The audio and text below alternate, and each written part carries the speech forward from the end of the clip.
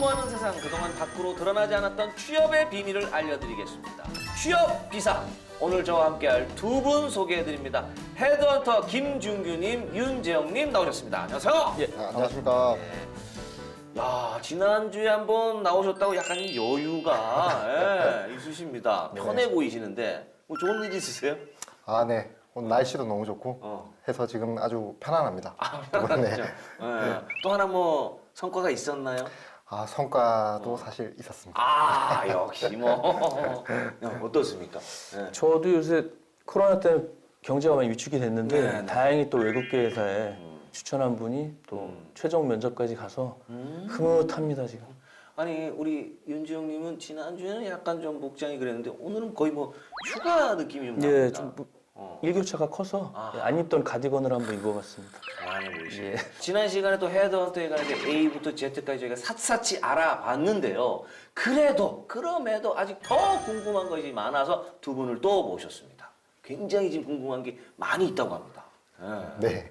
기분 좋으시죠? 아, 네. 많이 물어봐 주시면 네, 최대한 네. 답변 드리겠습니다. 열심히 설명한다고 했는데 부족한 점이 있었나 봐요. 아이고 그런 게 아니고 부족한 게 아니고 이 헤드헌터라는 거에 대해서 더 많이 알고 싶어서 두 분을 한 번 더 모셨습니다. 예. 오늘 또 확실하게 알려주실 거죠? 예. 네네. 네, 오늘은 거의 국감 스타일로 하도록 하겠습니다. 무엇이든 물어봐 주십시오. 다 물어보겠습니다. 제가 자료를 많이 준비했거든요. 자, 그럼 오늘 두 분과 함께 주제 바로 알아보겠습니다.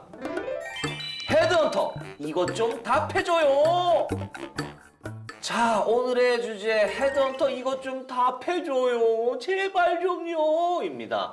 헤드헌터에게 평소 궁금한 게 많으셨던 우리 시청자 여러분들을 위해서 오늘 성실하게 답변해 주실 수 있겠습니까? 네. 최대한 답변 드리겠습니다. 네. 열심히 하겠습니다. 감추지 마시고 네. 확실하게 지난주보다 더 많은 네네. 정보를 알려주시기 바라겠습니다. 네. 자, 그럼 바로 본론을 좀 들어갈 텐데요. 이직을 준비하는 분들이 이제 유형이 있잖아요. 직접 하는 게 낫습니까? 헤드헌터를 통해서 하는 게 성공률이 더 좋습니까? 네, 대표적으로 그 두 가지 이외에는 뭐 내부자 추천 요 세 가지가 있을 것 같은데요. 네. 가장 그 중에서 헤드헌터를 통해서 하시는 게 유리합니다. 아, 본인이 헤드헌터라서 일부러 그렇게 얘기하시는 건 아닙니까? 아닙니다. 실제로 제대로 제한이 가능한 헤드헌터 같은 경우에는 고객사와의 관계 자체가 내부자만 알 수 있는 채용에 관한 어떤 정보라든가 그리고 그런 채용 어떤 배경 그리고 심지어는 연봉 단계에 갔을 때 연봉 협상 부분까지 조율이 가능하기 때문에 헤드헌터를 끼시는 게 무조건 유리하다고 할 수 있습니다. 비슷하네요. 사실 이제 저희 같은 직업들도 영진 씨 제가 직접 다닐 때는 영진 씨 그 출연료 어떻게 돼? 그러면 말하기가 약간 좀 껄끄럽습니다. 얼마를 좀 받아야 되기도 좀 그렇고 얼마 달라고 하기도 그렇고 근데 매니지먼트를 통하면은 깔끔하거든요. 네. 그리고 더 좋은 조건으로 갈 수가 있더라고요. 그런 점에서는 헤드헌터를 통해서 가는 게 네네, 좋다. 맞습니다. 동의하십니까? 뭐 거의 마찬가지고요. 일단은 직접 지원했을 경우에는 워낙 지원자들이 많기 때문에 면접으로 이어지기가 쉽지가 않잖아요. 근데 저희가 일단은 검증을 하고 추천을 하는 후보자들은 아무래도 기업에서 우선적으로 면접을 진행하기 때문에 여러 가지로 뭐 헤드헌터를 통하는 게 장점입니다. 그런데 이렇게 좋은 조건으로 이직 제안을 이제 받아서 준비를 했는데 이게 막상 결과가 안 좋으면 이러면 헤드헌터 분들도 어떻게 하나요? 사실 뭐 저희 같은 경우에는 원체 이제 그런 경우가 많기 때문에 그 순간순간에 일일비 하지는 않습니다. 다만 지원자분의 경우에는 본인이 이제 자존감이 좀 떨어질 수도 있고 그런 부분이 있기 때문에 이제 그 경력적으로나 앞으로 다른 방향으로 나아갈 수 있는 아니면 타겟 회사라던가 이런 정보들을 최대한 좀 알려주는 그런 편입니다. 근데 어쨌든 제안을 하는 거잖아요. 이직을 준비하는 분한테 이런 자리가 있으니 한번 해보시는 거 어때요? 이렇게 제안을 하는데 제안을 했는데 성사가 되지 않았다. 이런 이제 결과를 들었을 때 좀 많이 속상할 것 같아요. 그럴 때는 어떻게 뭐 한강 가서 그때 깡소주 드십니까? 어떡합니까? 처음에 이제 신입 때는 다른 일이 안 되죠. 근데 지금 워낙 이 헤드헌팅이라는 게 1, 2주 안에 끝나는 일이 아니기 때문에 보통 길게는 뭐 3, 4개월 걸리는 작업이고 워낙 여러 포지션을 동시에 진행하기 때문에 그냥 털어버리고 쿨하게 다른 업무에 또 집중하는 편입니다. 거기에 나까지 헤드헌터 분들까지 감정적으로 속상해하면 안 되니까 딱 이성적으로 또 잡아주고 중간에서 또 더 좋은데 또 다시 연결해주고. 그렇죠. 어. 뭐 다른 기회가 또 생길 수 있으니까 이렇게 뭐 또 한강 가서 뭐 술 마실 시간에 한 군데라도 더 알아보는 게 더 낫겠네요. 네. 그게 낫죠. 네. 어때요? 그것도 뭐 사실 후보자분들한테 면접을 본다는 것도 어떻게 보면 경험이기 때문에 좋은 점을 좀 캐치해서 이제 그런 거를 경험으로 좀 쌓게끔 그렇게 유도하고 말씀드립니다. 이것도 뭐 좋은 경험이 될 수 있으니까 네. 다음 연구 교사로 또 삼아서 네네. 다시 한번 또 칼을 갈아서 준비해 봅시다. 또 그럴 수 있죠.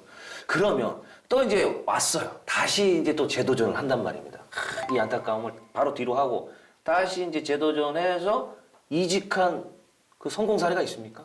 저 같은 경우 이제 기억나는 네네네. 케이스가 개발자였는데 어. 이분이 이제 본의 아니게 네. 이직 횟수가 조금 많았어요. 아 매력적이지 않잖아요. 그렇죠. 근데 이제 워낙 경력이 좋다 보니까 대기업이 추천을 했었는데 네. 대기업 같은 경우는 이제 이직 횟수를 좀 많이 중요시하거든요. 그래서 안타깝게 떨어졌는데 오.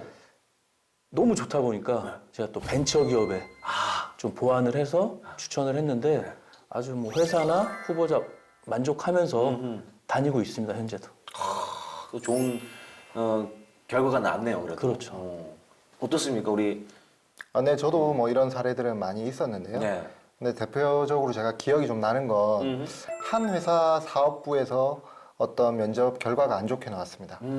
그래서 이분이 근데 다른 사업부에도 충분히 검토가 될 수 있겠다라는 판단을 했고, 그거를 이제 고객사의 인사 담당자하고 상의 끝에 다른 사업부를 통한 또 인터뷰가 진행이 됐는데 그 사업부로 최종적으로 합격이 되면서 같은 회사에서 떨어졌는데도 다른 사업부로 합격한 케이스가 있었습니다. 회사를 보고 들어가시는 분들이 있잖아요. 네, 그렇죠. 어쨌든 그렇죠. 결과론적으로는 그 회사에 들어갔네요. 네, 맞습니다. 다른 사업부에 네네. 더 맞는. 네. 야, 사실 그렇게 보니까 혼자 준비해서 그렇게 할 수가 없잖아요. 아, 네. 만약에 이 회사에 이렇게 지원을 했는데 떨어졌으면 바로 포기를 하거나 그냥 다른 데 가는데 바로 딱 적성 보고 다른 사업부로 한번 가보자 해서 성공시킨 사례네요. 네, 맞습니다. 대단합니다. 뭐 물론 이렇게 뭐 보람된 일도 있고 성공 사례도 있지만 사실은 사람이 잘 안 되면은 내 탓보다는 좀 남 탓을 하는 경우가 있어요. 그렇죠. 저 같은 경우에도 이 박성광 씨랑 시험을 많이 봤어요. 근데 한 번 떨어졌는데 저도 모르게 바로 성광 씨 탓을 하게 되더라고요. 너 때문에 떨어졌어. 네 탓이야. 나도 모르게 나오더라고. 실제로 어떻습니까? 이렇게 이제 준비를 하다 보면 어떻게 보면 하나의 팀이잖아요. 그렇죠. 네. 팀인데 떨어지면은 이직을 준비하신 분은 물론 속상하겠지만 이거를 당신 때문에 떨어졌어. 당신이 그렇게 하라니까 내가 떨어진 거 아니야 해서 남 탓을 하거나 탓을 할 것 같아요. 그런 경우도 있죠. 있긴 하지만 사실 많이 생기는 경우는 아니고요. 그런데 분명히 그런 분들이 계십니다. 그러니까 뭐 면접을 사실 진행하게 되면 네. 그건 회사 내부적으로 이제 본인과 면접관의 어떤 1대1 면접의 진행이 되는 건데 네네. 그 면접 과정을 아예 답안지를 헤드헌터한테 요구하는 경우를 예로 들면서 왜 답을 주지 않았냐는 얘기를 하면서 탓을 하는 경우를 많이 겪었습니다. 물고기를 잡는 법이 아니라 물고기를 왜 안 잡아줬어 나한테? 네, 네, 맞습니다. 1번에 3번이라고 왜 얘기 안 했어? 이렇게 얘기를 하신다고요? 네. 저 같은 경우는 불합격했을 때 저희가 이제 피드백을 드려요. 이만저만해서 이게 부족해서 뭐 불합격이 아쉽지만 됐습니다. 그럼 보통은 이제 감사하게 생각을 하는데 자기가 왜 떨어졌냐고 직접 그 회사에 따지겠다고 한 분까지 있었어요. 아니 헤드헌터 분한테 따지는 게 아니라 그 회사로 간다고요? 이해가 안 간다는 거예요. 자기가 떨어진 게. 그냥 여길 건너뛰고 다시 당신들 못 믿겠어 사장 나오라 그래 하면 간다고요? 다행히 전화는 안 했더라고요. 근데 그런 분이 1년에 한 분은 꼭 있습니다. 그런 분들은 왜 떨어졌는지 딱 알겠네요. 저희 이제 바로 다시 배제 추천 안 하죠. 바로 그런 이제 분. 블랙리스트로 이제 바로. 네. 자 그러면은 그 혼자서 이직을 준비하는 분들이 좀 많이 계실 텐데 이런 분들은 또 가만히 앉아서 나도 저기 헤드헌터 분들한테 연락 오겠지 언제 오나 세워라 내워라 이렇게 기다리시는 분들도 있을 텐데 이런 분들한테 그러지 말고 좀 헤드헌터 분들을 직접 찾아가는 방법이 있을 것 같은데 어떻게 연락을 취해야 되는 거예요? 이렇게 상담받고 싶을 때는. 대표적으로는 사실 그런 헤드헌터 정보들은 담당 서치펌의 어떤 홈페이지에 다 오픈이 되어 있고요. 아, 네, 그쪽으로 사실 연락하시고 이력서를 네네. 보내주신 이후에 네. 내방하시면 사실 언제든지 어떤 이직에 관한 상담은 다 가능합니다. 아, 검색창에 딱 치면 나오는군요. 네, 나옵니다. 어떻습니까? 뭐 그런 경우도 있고 아니면 자포탈에 뭐 헤드헌팅 채용권이 많이 올라옵니다. 거기 보면 헤드헌터 이름이라든지 뭐 전화번호, 이메일, 주소가 나와 있기 때문에 따로 연락을 해서 미팅을 하거나 아니면 본인 이력서를 자주 업데이트 해주면 아무래도 헤드헌터가 관심 있게 봅니다. 아, 그러니까 이제 말 그대로 헌터분들이 좀 볼 수 있게 좀 먹이를 좀 계속 이렇게 좀 그렇죠. 올려놔야 되겠네요. 예. 그리고 만약에 뭐 1년 이직을 했다면은 다른 회사로 옮겼으니까 그 뭐 이력서가 바뀌었을 거 아니에요. 네. 그걸 다시 뭐 메일로 보내준다거나 아하. 그럼 저희가 이제 잘 보관하고 있다가 적재적소에 이제 추천을 하죠. 아, 계속 리뉴얼을 계속 해야 되겠네요. 업그레이드를 계속 시켜야 되겠네요. 그런 작업이 좀 필요할 것 같고요. 자, 그러면은 이제 헤드헌터 분들이 제안을 많이 하잖아요. 아, 우리 뭐 영진 씨 같은 경우 이런 회사 좀 어울릴 것 같습니다. 근데 아유, 저는 그런데 안 갈래요. 이렇게 거절을 했을 때 불리한 점이 있습니까? 사실 불리한 점은 전혀 없습니다. 전혀 없지만 네. 만약에 본인이 그 해당 회사를 자체 지원으로 가고 싶어서 거절한 경우다. 그래서 자체 지원을 하게 되면 당연히 헤드헌터가 추천한 후보자랑 경쟁을 하게 될 거고 네네. 정보적인 면에서 좀 밀리면서 음. 상대적으로 좀 불리하지 않을까 싶습니다. 아, 그렇군요. 네. 네. 뭐 저 같은 경우는 이 헤드헌팅 제안을 네. 했을 때 요즘은 저희가 뭐 추천한다고 다 가는 분위기가 아니에요. 그러니까 인재들이 원하는 회사 상도 있고 자기가 분야도 원하는 분야가 있잖아요. 그러니까 그 불이익은 없지만 뭐 이유 없이 거절하는 분들이 있어요. 본인 내가 봤을 땐 맞는데 뭐 전혀 동떨어진 생각을 한다거나 연봉이나 직급도 뭐 자기 고집대로 하려고 그러면 그런 분들은 이제 다시 추천받기는 어렵죠. 아, 실제로 이렇게 일단은 이제 본인이 어느 정도인지 이게 좀 알아야 되는데 그렇죠. 저희 같은 직업도 사실은 시장에 형성되어 있는 그런 게 있거든요. 근데 터무니없이 이제 올리거나 이러면 거의 뭐 성사되는 게 없더라고요. 예. 저 같은 경우에도 올해 행사가 없습니다. 저는 많이 다운시켰거든요. 행사 관계자 여러분들 많은 연락 부탁드리겠습니다. 거의 뭐 거마비로만 움직입니다, 저는. 사실 근데 이 이직이라는 게 말 그대로 이직이잖아요. 이미 회사가 있는데 다른 회사로 이제 옮기는 거잖아요. 네. 네. 그러면 이 회사 입장에서는 저 친구가 이직을 준비하는 이걸 알면은 본인도 약간 좀 껄끄러울 것 같아요. 좀 모르게 좀 준비하는 경우가 많을 텐데 그러거나 이제 헤드헌터를 통해서 이제 이직 제안을 받거나 이러면 그러면 자기도 모르는 사이에 소문이 날까봐 조금 두려워하시는 분들이 있을 것 같은데 어떻습니까? 이런 경우. 일단 기본적으로 헤드헌터는 그 해당 후보자의 네네. 이력서를 어떤 인사 담당자 위에는 공개하지 않기 때문에 그분에 대한 소문이 나갈 일은 없습니다. 근데 다만 이제 경쟁 업체에 지원하실 경우에는 실무적으로 어떤 라인이나 어떤 외부적인 활동에서 만나시는 분들이 계시기 때문에 네. 안면을 아시는 분들이 계셔서 오히려 지원한 그 반대 회사 쪽에서 소문이 나는 경우가 있습니다. 아, 그렇지만 저희는 일단 추천을 할 때 그런 부분도 미연에 좀 방지하기 위해서 회사의 신신당부를 좀 드리고요. 오히려 헤드헌터를 통해서 하시면 그런 소문이 덜 나는 편이라고 생각하시면 될 것 같습니다. 아, 제대로 좀 비밀이 좀 지켜지는 부분이 있네요. 근데 또 일하다 보면은 세상이 워낙 좁다 보니까 그렇죠. 인사팀끼리는 또 모임이 많거든요. 네. 그럼 본의 아니게 본인이 지원한 사실이 뭐 드러나는 경우도 종종 있는데 헤드헌터를 통해서 새 나가는 경우는 거의 없습니다. 아, 출처가 헤드헌터인 경우는 없고 그렇죠. 그러면 이제 그런 경우처럼 그렇게 이직을 한다는 소문이 나서 이직이 좀 무산되는 경우도 있습니까? 있습니다. 그런 경우가 있는데 만약에 이제 뭐 면접도 진행하고 아하. 잘 진행이 되던 단계에서 아하. 만약에 뭐 인성적인 문제가 항상 발생하거든요. 근데 그 이력서에는 인성은 안 나오니까 그렇죠. 최종까지 갔던 분인데 이 분이 이제 전 직장에다 이제 연락을 한 거예요, 지인한테. 그러니까 너무 이 평가가 안 좋다 보니까 무산된 경우는 있습니다. 아, 전 직장의 평가가 같이 들어가나요? 그러니까 평판 관리라 그래서 전 직장 뭐 동료라든지 상사한테 저희가 어떤 양식이 있어요. 그럼 그걸 주고 질문하고 받는 경우가 있는데 거기서 뭐 걸러졌다고 보시면 되죠. 아, 거기서 걸렸네. 자, 그러면서 갑자기 든 생각인데 이직 제안을 할 때 혹시 그 업계 라이벌 회사 쪽으로 제안을 좀 많이 하는 편입니까? 전자면 이쪽에서 이쪽 전자에서 이쪽 전자 뭐 이렇게. 네, 사실 그 직업 선택의 자유는 후보자분들에게 있기 때문에 저희는 제안을 라이벌 회사면 당연히 경력을 활용할 수 있기 때문에 네. 제안을 합니다. 하는데 다만 이제 기업과 기업 간의 어떤 신사협정이 맺어져 있는지 여부를 확인한 이후에 그런 문제가 없을 시에 이제 진행을 하고 있습니다. 아무튼 기술 유출이라던가 네, 맞습니다. 뭐 이런 것도 좀 걸리기 때문에 네. 그런 협정들 좀 보네요. 네네. 네. 그래도 상도 같은 게 있네요. 네. 있습니다. 최소한의 상도도 있고 법도도 있고. 그렇기 때문에 업체에서 경쟁 업체를 배제해 달라거나 아니면 어느 업체분으로 추천해 달라 이렇게 다 지정을 해준 편입니다. 아예 네. 이쪽 출시를 조금 선호한다. 이렇게 그렇죠. 해서.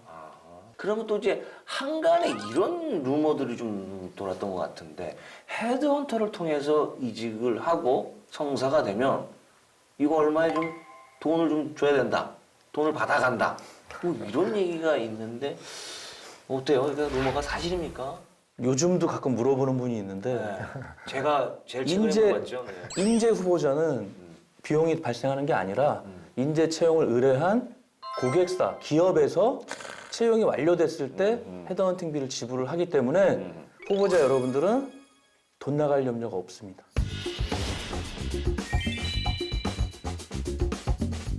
그러니까 혹시라도 이직을 준비를 하시는데 헤드헌터 뭐 계속 같이 가면 그 사람들한테 또 돈 줘야 되는 거 아니야? 뭐 할 때마다 돈 줘야 돼. 그런 걱정을 하실 필요가 없는 것 같습니다. 예. 한간에 떠도는 진짜 뭐 어불성설 소문인 것 같아요. 헛소문이네요, 헛소문. 그렇죠. 네네네.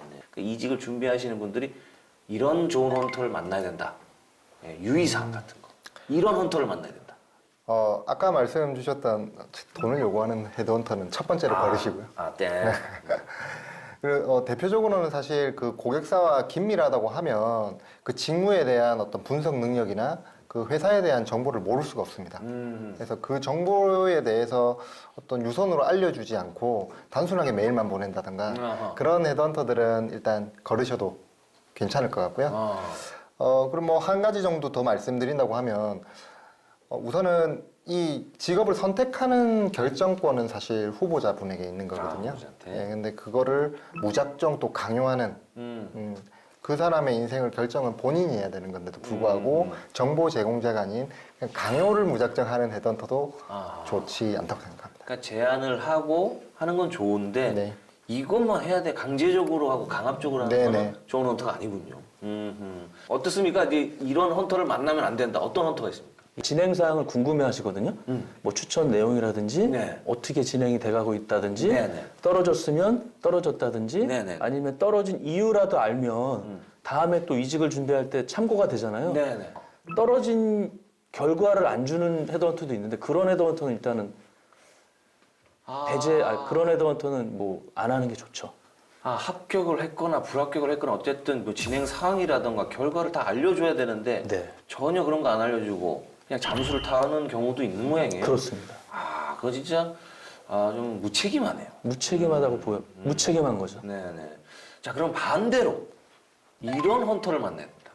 좋은 헤드헌터의 유형들. 직무에 대해서 좀 더 상세하게 얘기를 하시면서 이제 그 회사의 내부를 속속들이 얘기를 해주면서 뭐 면접 팁까지 다 줄 수 있는 그래서 어떤 후보자한테 대부분의 어떤 결정권을 맡기면서 팔로우업을 되게 잘해주는 네. 헤드헌터 분들이 분명 계십니다. 그 업계의 어떤 전문가들. 네. 마치 부모님처럼. 부모님은 업계의 전문가는 아니시니까 이게 계속 붙어서 케어를 하는 거죠. 선배처럼. 선배님처럼. 어떻습니까? 뭐 저도 마찬가지고요. 일단은 회사에 대한 정보라든지 네. 아니면 진행 사항이라든지 뭐 불합격 여부라든지 아니면 구인 공고에 없는 뭐 팁이라든지 뭐 회사 내부 사정이라든지 궁금한 사항을 뭐 바로바로 해결해 주는 헤드헌터가 아무래도 좀 유능한 헤드헌터가 아닌가 생각을 합니다. 그러면 이제 지금 또 코로나19입니다. 지금 생각지도 못한 변수가 생겼어요. 코로나19로 인해서 이 채용 시장 말 그대로 꽁꽁 얼었는데 이직 분야 쪽은 같이 얼었나요? 지금 코로나 때문에 네. 경제가 많이 위축이 됐습니다. 네. 그래서 일단은 채용을 생각하던 회사들도 비용 문제도 있고 일단은 뭐 많이 줄이는 분위기고요. 실제로 면접 같은 경우도 대면 면접이 없기 때문에 비대면으로 하거나 화상으로 한다거나 네. 전화 면접을 하기 때문에 굉장히 많은 변화가 있습니다. 좀 피부로 느껴지세요? 저 같은 경우에도 뭐 저희 주변의 동료들을 보면 확실히 업계마다 조금씩 다른 것 같습니다. 근데 반대로 수혜를 보는 업종도 분명히 있기 때문에 네네. 뭐 대표적으로는 그 진단 키트 업종이라든가 아 바이오 쪽. 네, 의료 쪽, 바이오 쪽이라든가 2차 전지 관련 산업은 아. 오히려 그 전보다 수요가 더 많은 상황이라서 그 업종마다 차이는 좀 있는 것 같습니다. 그러면 지금 뭐 업종 얘기도 나왔는데 이직 제한을 가장 많이 받는 분야는 어디입니까? 뭐 변함없이 IT 쪽이 많고요. 아. 일단은 뭐 웹이나 앱 개발자라든지 아니면 UI, UX 디자이너라든지 아니면 빅데이터 쪽이나 데이터 분석 쪽 아니면 신사업 개발이나 전략 기획 쪽도 뭐 꾸준히 많이 찾습니다. 4차 산업으로 가면서 AI 시대로 가면서 그쪽 계속해서 이제 늘어나고 있네요. 네. 예, 수요를 많이 지금 필요로 하고 경력직을 많이 또 필요로 하는 모양이네요. 뭐 그렇게 동의하십니까? 네, IT 관련 특히 뭐 소프트웨어 분야라든가 이쪽에는 채용이 활발하고요. 이외에 아까 말씀드린 이제 반도체, 또 한국은 또 반도체니까 그 반도체 관련 채용도 항상 좀 상시 채용이 활발한 걸로 그렇게 생각합니다. 결국 뭐 IT가 성공하려면 거기에 들어가는 부품이라든가 해서 이제 반도체가 같이 또 따라가네요. 그렇죠. 예. 그러면 두 분이 생각했을 때 앞으로 좀 각광받을 직업이 있을까요? 직업군들이? 일단은 아까 뭐 그 IT 쪽에서도 네네네. 왜냐하면 이제 데이터들이 쌓이다 보면은 그걸 또 가공해서 2차, 3차 다른 업무가 생기기 때문에 빅데이터 분야라든지 아니면 데이터 분석 이쪽은 굉장히 앞으로도 각광을 받을 것 같습니다. 또 네, 저도 뭐 업종적으로 봤을 땐 서비스업이라든가 의료 이쪽 관련이 각광을 받을 텐데요. 직무는 분명 AI 관련 직무라든가 로봇이라든가 어떤 스마트 팩토리나 이런 쪽이 앞으로는 좀 유망하지 않나 그렇게 생각합니다. 그럼 이제 헤드헌터님들이 아까 좀 전문적으로 한다는 분야가 어디였죠? 저는 반도체 분야. 반도체였고. 예. 저는 이제 IT 쪽 전문으로 하고 있습니다. 어떻습니까? 그러면 이제 반도체를 거의 지금 담당하고 있는데 네. 이 기업들이 선호하는 인재 유형, 반도체 기업들은 이런 인재들을 원한다. 그러니까 뭐 이직을 원하시는 분들도 있지만 취준생 여러분들도 지금 반도체 회사를 네네. 가고 싶어하는 분들이 많거든요. 어떤 인재를 원합니까? 사실 반도체 분야도 좀 국내에 한정된 게 아닙니다. 아무래도 해외 제2 외국어가 꼭 필요한 걸로 판단이 됩니다. 그러니까 대표적으로 공장이나 이런 걸 증설하는 쪽은 또 중국 쪽이 많다 보니까 영어뿐만 아니라 사실 중국어까지 잘 하시게 되면 그게 기업들 입장에서는 꼭 필요한 반도체 쪽엔 꼭 필요한 인재가 됩니다. IT 쪽은 어떻습니까? IT 같은 경우는 이제 앱 개발자 같은 경우는 만약에 뭐 앱스토어에 본인이 개발한 앱이 뭐 몇만 다운로드 이상 됐다던가 아니면 신입 같은 취준생 같은 경우에는 직무랑 관련된 뭐 공모전에서 입상을 했다거나 아니면 뭐 앱을 뭐 개발했다거나 예전에 뭐 그 서울 버스 앱이라고 있는데 네. 그런 분 같은 경우는 뭐 특채되는 경우도 있고 합니다.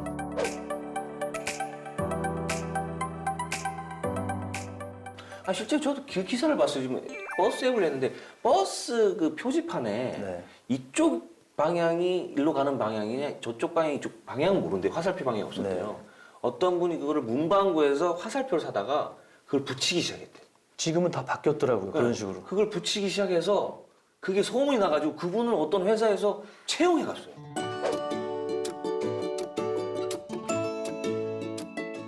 그 여담인데 제 그 랍스터 급식이라고 네. 김민지 영양사가 굉장히 언론에 많이 나오잖아요. 네. 제가 또 개인적으로 진행하는 방송에 나오셨는데 네. 파주에 있는 중학교, 고등학교 근무하셨다가 네. GS그룹 본사 직원 식당으로 가셨어요. 그분 특채돼가지고. 그런 경우는 이제 한 분야에서 이제 두각을 나타냈기 때문에 뭐 그런 케이스도 있습니다.